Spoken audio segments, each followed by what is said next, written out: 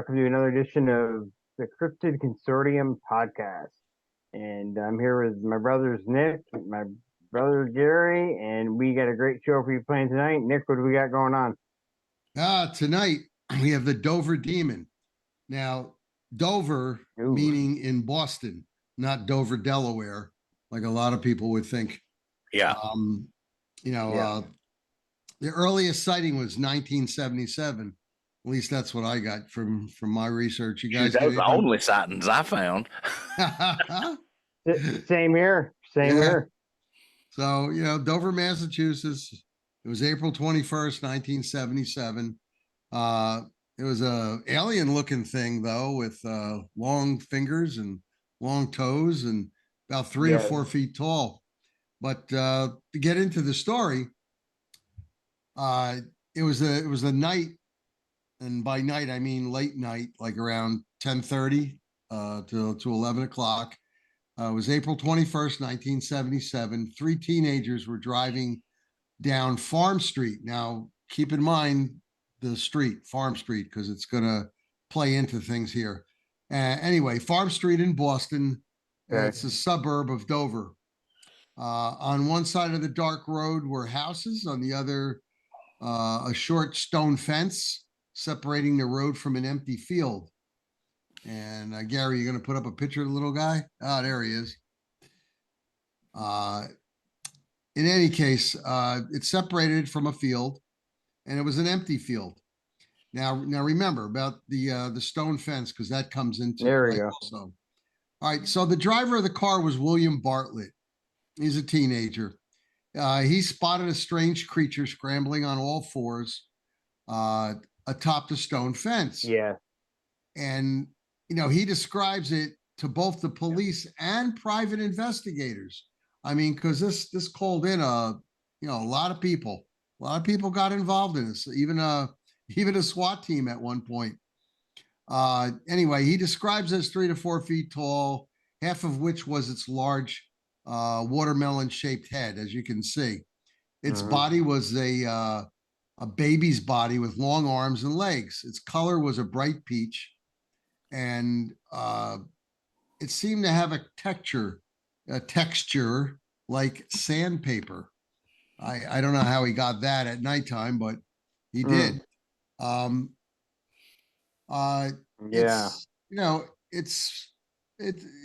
There was no discernible mouth or nose or ears or anything.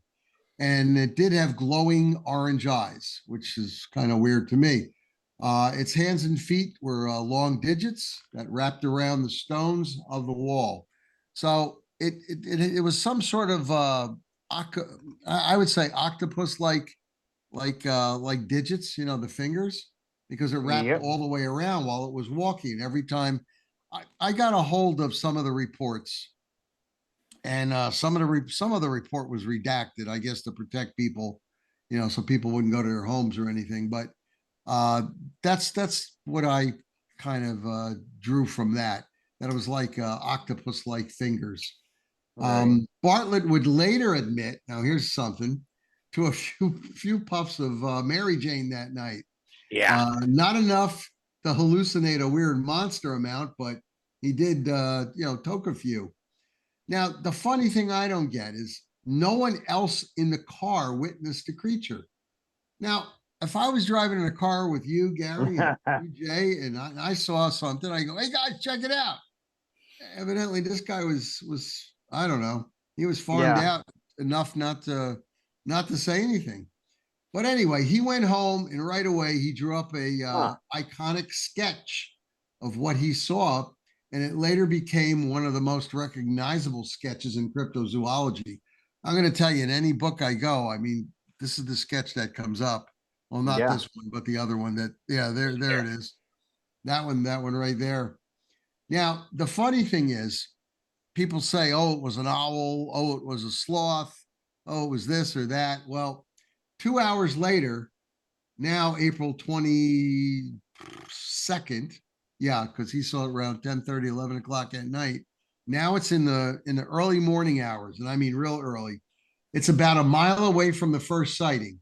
Therefore, I say that rules out the sloth. No sloth is Yeah. gonna Yeah. sprint, a mile in that time. And the reason why I'm saying that is because another teenager was walking home on Miller Hill Road, and it intersects with Farm Street, which is where the first Okay. sighting was seen. His name was John Baxter. He saw a small figure coming Yep. towards him. I got that. Yeah, did you get that part? And he thought it was somebody he knew, so he calls out to him. So the figure didn't respond. When they were like 15 feet away from each other, Baxter realized the thing wasn't a human. Right. It ran off on two legs, and Baxter pursued it for a few steps before saying, "Holy crow, what am I doing? I'm not. Why am I going after this guy?" Right. So he reconsidered, and he took off the other way. But the creature stopped briefly on a rock, and Baxter saw its long toes wrap around the rock and its upper limbs wrap around a tree. Its eyes glowed, and Baxter ran away at that point. He hitched a ride home, and he would go on to draw another noteworthy image that kind of matched Bartlett's. Now, remember, this is 1977. You really don't have a lot of, internet going on. I mean, computers were just, being talked about because the government had them. There were no really, heavy duty cell phones. And what I found out, and I mean, we're going to have maybe some more sightings on this, but between this guy here, Bartlett, the first guy, and then Baxter, they did not know each other. No. Because, as Gary was saying before we went on the air, Coleman investigated it with a group of other men who were from like UFO agencies or scientific parameters. Yeah. And, Three of them, I think. yeah. Yeah.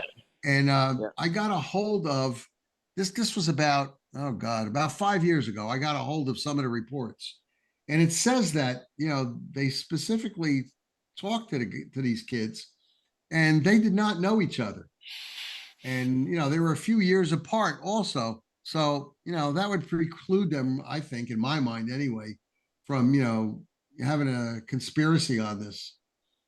But anyway, Baxter hitched a ride home. He drew, a picture, and it looked just like the one that the first fellow Bartlett drew. Yeah. The next night, two more teenagers. Let's see. The names is Abby Bram and Will Trainer.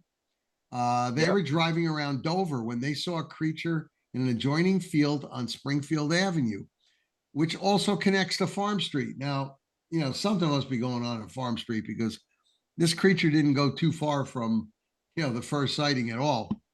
Now, only Bram got a good look at the creature and described it as a hairless tan monkey with an oblong head and said its eyes glowed green. Okay, so all these sightings occurred in a little bit more than 24 hours along a stretch of 2 miles of Dover Road. And then nobody ever saw the Dover Demon again. It became a story passed around the halls of Dover High School, and it's like destined to be forgotten when that same year Star Wars debuted, and people just forgot about it. But evidently Lauren Coleman, he needed to get some milk and bread money, and so he decided to investigate this thing.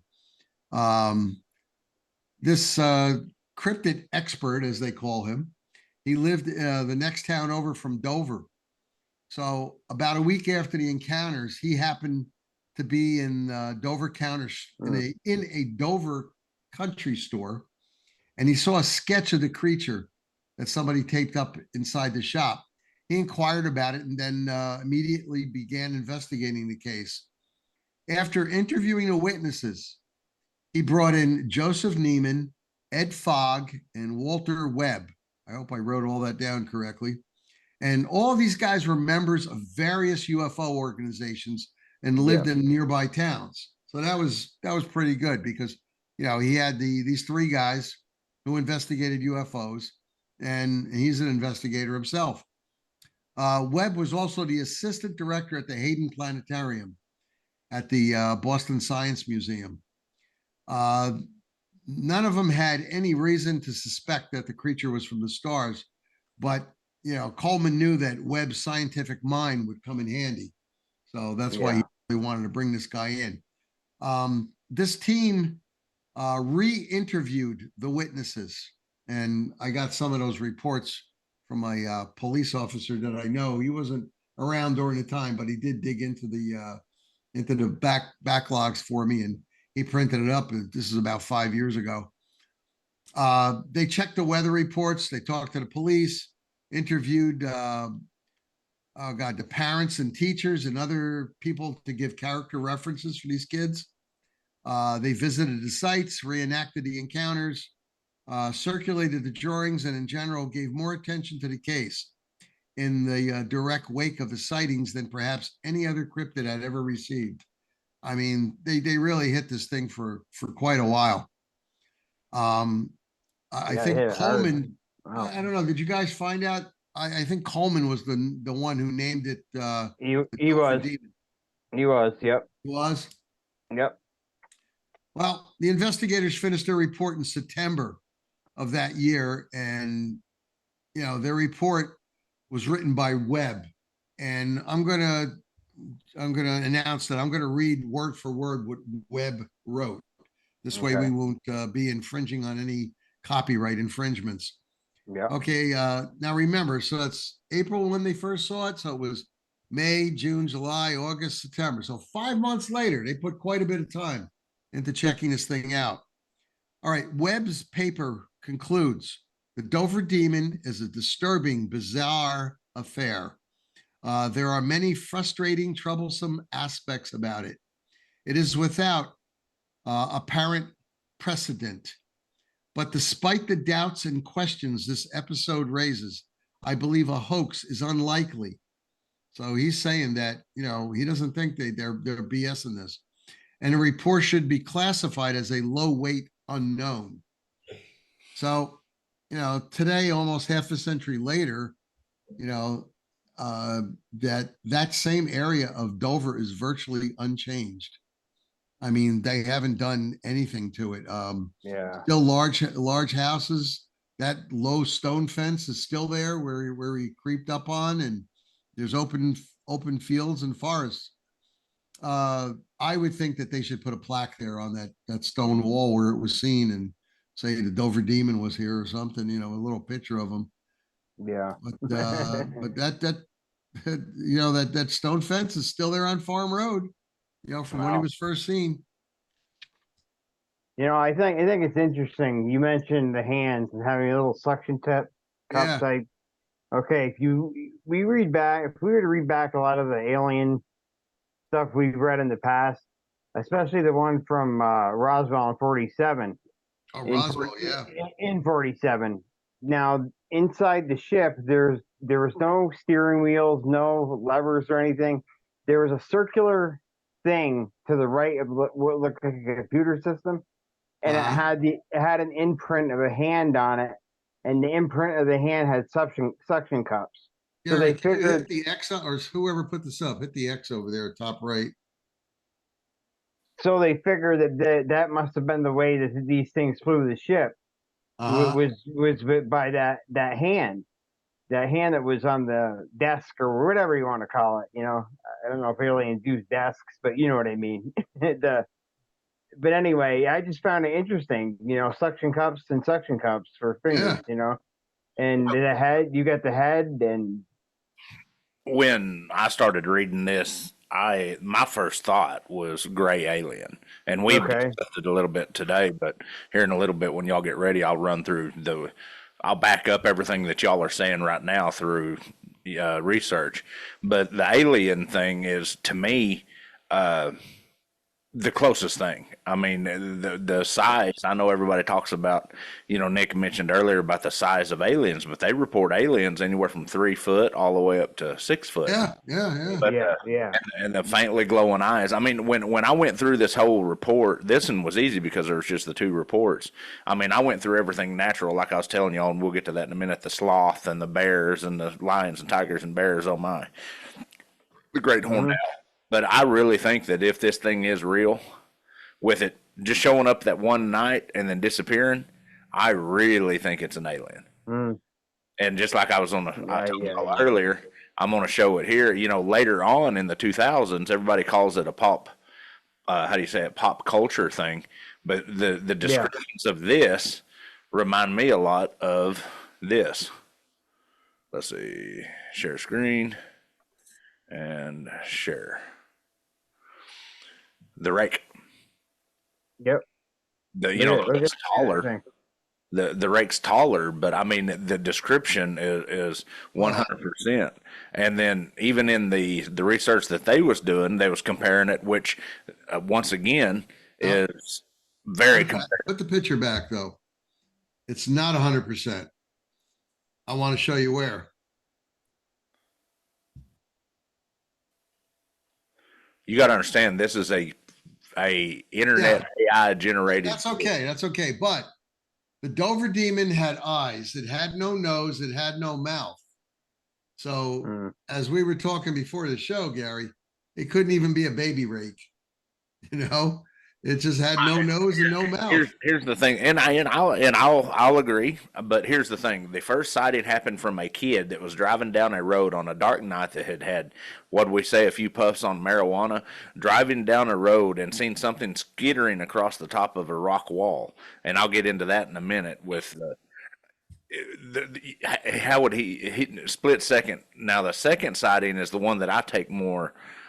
Where it's leaning against the tree, I take more participate because they had more time to interact with the deal. But the first guy, Bartlett, I think he got a good shot at it, at looking at it longer than a few seconds, because he said he commented about its skin. He said it had a sandpaper-like skin. I mean, you got to be able to, see something. In saying that. The only thing the one that got me, and they actually mentioned it in the research that Lauren Coleman did, is this little fella right here. And they're trying to say that it's an alien also. So once again, I would lean towards alien. Everybody knows what this rascal is. We've already done a show on this. Yep. Hopkinsville Goblin. Absolutely. Yep. The time frame of the Hopkinsville Goblin was in the 50s. This was in the 70s. But I'm just throwing comparisons out there. There is similarities with the rake. This thing has ears and eyes on this. The eyes are on the side of its head and has ears.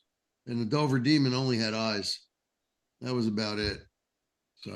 So here is what the Lauren Coleman said. He thought that it very well could be. Share screen.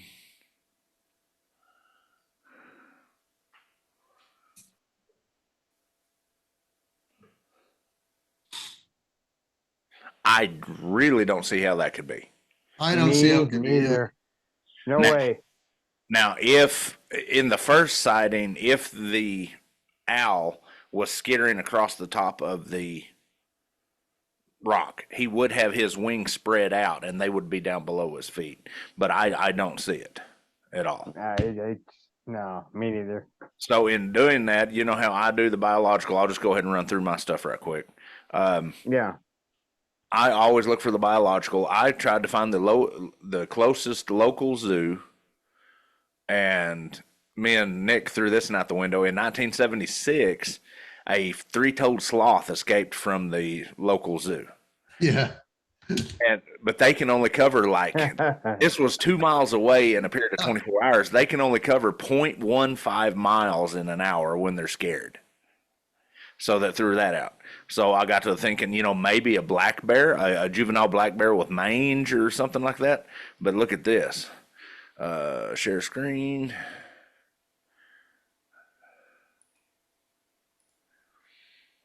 This is okay. Let me go over to even black bear.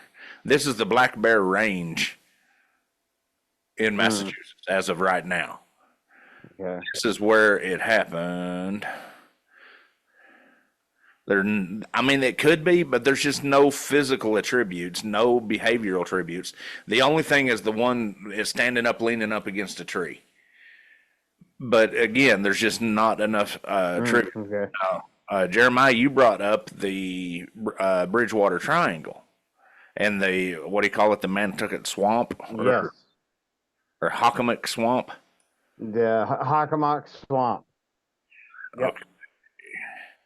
The Hockomock Swamp. A lot of weird phenomenon. Is a Rachia. Yeah, okay. Swamp's right there. It is literally in a straight shot 26 miles from where the sighting was. That sloth must have been sprinting all the way down there. I'm just throwing things out there. That's the only thing I can. First of all, definitely not a black bear because, you know, if you look at a black bear's paws, they're close together and they're not digits that are spread out like the Dover demon. And many of these people said that, you know, the witnesses, that is, they said that they were long digits and they wrapped around. Yeah. So I'm leaning towards myself. I'm leaning towards alien. Alien, yeah. Same here. Yep.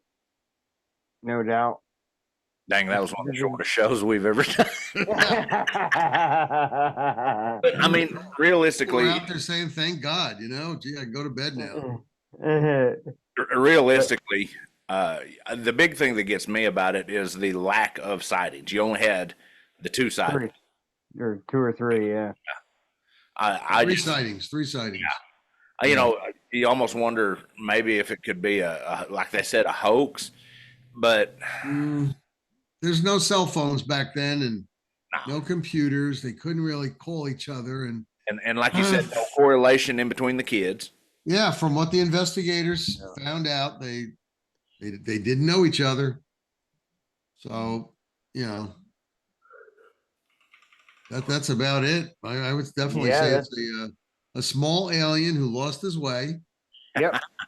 He was hiding out on Farm Road and then on the wall because he liked the wall. I mean, you even bring up, like, if you even look at, like, if we're going to go down that road, if you look at the paranormal, like even descriptions of demons and entities and stuff, outside of the rake, there's not a whole lot. I mean, there is some shorter, you know, 2 or 3 foot Sumerian descriptions and ancient Sumerian descriptions of demons and stuff like that, and they do have the long gangly claws and the glowing red eyes and but they usually have ears on the Kelly's. Yeah, do you have the picture of that baby rake that I sent you? The what? Earlier, I sent you a baby rake. Let me see. I don't know if you sent it. I've got it. Was it in Messenger? I'm pretty sure. Let me pull it up.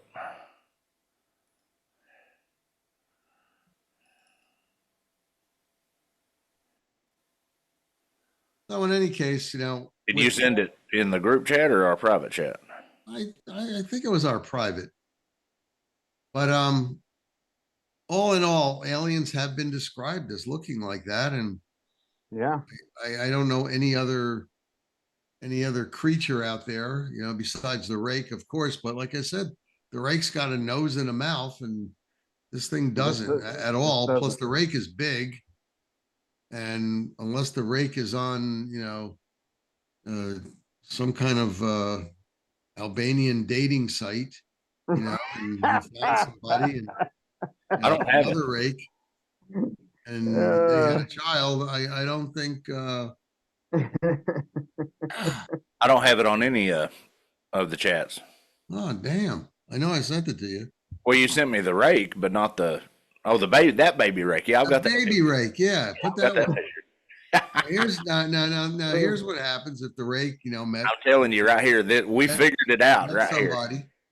Here it is. Out right here. There it is.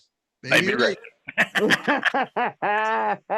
see, look, there's no nose and no mouth, right? So no nose, no mouth. That's You the case. got it. If that's the case, I got 3 or 4 of these in what do you call it? In out there in my shed, chained up to the wall. Yeah, got them in storage. Like a Wes Germer says that I don't have one of these in my garage studying it. Well, if that's the case, I've got a few of these in the garage studying them. somebody attacks you, you pull out the baby rake and say, "Get back! You know it's good for you." No, this one was of all the obscure cryptids we've done. This one was really. There was less about this than even the Mongolian death worm. Yeah, It was like there just the 2 sightings. And Yes. and at least the Mongolian death worm had references from different towns and some of the royalty out there saying about how people came by and they complained about losing stuff. But I mean, this guy here, I mean, like I said, I got some of the reports that they were filed with the police, and man, this has had the least amount of info. How these guys milked it for 5 months, how they milked it for 5 months trying to investigate is beyond me. There's not even no, like, how would you say it, pop cultural or religious or legend. There's no background to it. There's no, like, even the witch of the woods or the big hit. The Fresno Nightcrawlers. They were a big cult thing. Yeah. But this guy here, it's like he's a one flash wonder. Here I am. That's it. Bye. Now, this did remind me of one other kind of cryptid that we've talked about we're going to do pretty soon, and that is the big-headed children. But there was no similarities there because they talk about here they're able to see their mouths and they got black eyes and everything, Yeah. Oh, black-eyed children, yeah. Yeah. And I think that's in Pennsylvania and Ohio. Don't they call them the melon heads? Yeah. Melon heads, yeah. They're 2 different things, aren't they? Yeah, 2 different areas. Yeah. Yeah. Yeah. And we're gonna cover that in the future, but there really wasn't. We probably should have tag team 2 on this one because there's not a lot to talk. But but here's the deal, and I'm gonna say this: I don't know where y'all's opinion is on this, but there has to be something to it if Lauren Coleman traveled out there to. No, he lived out there. That's what. Oh, is that where he lived there for a while? Yeah. He lived in the town over, and when he was in the town of Dover, he went into a country store, and somebody had put like not a wanted poster, but have you seen? Yeah. A poster up there with the picture, and like I said, he probably needed some milk and bread money, and he decided to investigate it so he can write a story and make a couple bucks off it. Yeah. So I was going to say he don't live in that area now. He lives farther west. But yeah. But those other 3 guys, they were UFO guys, and the one guy happened to be the director of the Hayden Planetarium, and he figured we can really do something on this one because it was very current, and they were able to sweep the area, but they didn't find anything. That was the last sighting of the old Dover demon. Well, that was the only sighting. You guys feel like Native American cultural, stories of it? There's nothing. Yeah, nothing like that. Nope. Nothing. I mean, that's one of the main things we usually find: Native American stories and part of their culture. And there's nothing on this. There's literally that direction. Bigfoot in that area than there is of this. I don't know if it was mentioned in Native American culture, they would call it the pale face watermelon head guy or something because he was definitely a peachy color. He sort of had the color of Fred Flintstone's clothing over there, that peachy type orange peach. I tell you, I just figured out what it is. It was a cross in between a Sasquatch and a Dogman that had a real bad case of mange. It had the big head for the Sasquatch, and he had his head turned backwards so you couldn't see his snout for the Dogman. That's what it was. Yeah. There you go, Gary. You got it. Yeah. How he hits these things dead on is beyond me. Now, that one picture that you had up there of the 4 aliens, Gary, I remember where I saw that from. That's from your original band group that you were with, the very first group. But you're not in the picture, so that's No, how that's it way threw too me. skinny for me to be in there. No, like I said, it was interesting research, but there was just a whole lot, nothing about it, and that's what gets me is, and Nick, you're the one that kind of put it out there for just one or two sightings. This sure got a lot of hype. Yeah. Yeah. Yeah. I mean, a lot of friggin' interest in it, and people were talking about it for months. But like I said, those 4 guys that investigated it, 5 freaking months, 5 months, into September, and finally they wrote it up, and it was kind of a bummer to write up because it really didn't say much, and then not much to go on there. I guess that's a pity. Too bad they didn't find them. If they'd have sent us out there, we'd have walked out there and took the reports. Right. Okay, we're done. Bye. Let's go over to the Bridgewater Triangle. Go hunt up some real cryptid. Yeah. Hockamock. Well, yeah, there was toughy. There's even that was rough. I mean, I did a lot of looking for it, a lot of searching, and woof. Even with the Bridgewater Triangle right there, there's not any stories coming out of the Bridgewater Triangle like this. Like we were saying earlier, the Thunderbird. No, not like this.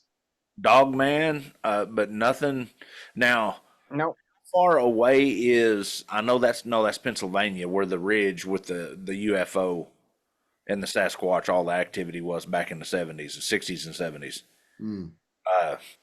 Jeremiah, I know what you're talking. I know the case you're talking about. I can't think of the name of it. I can't think of what it was.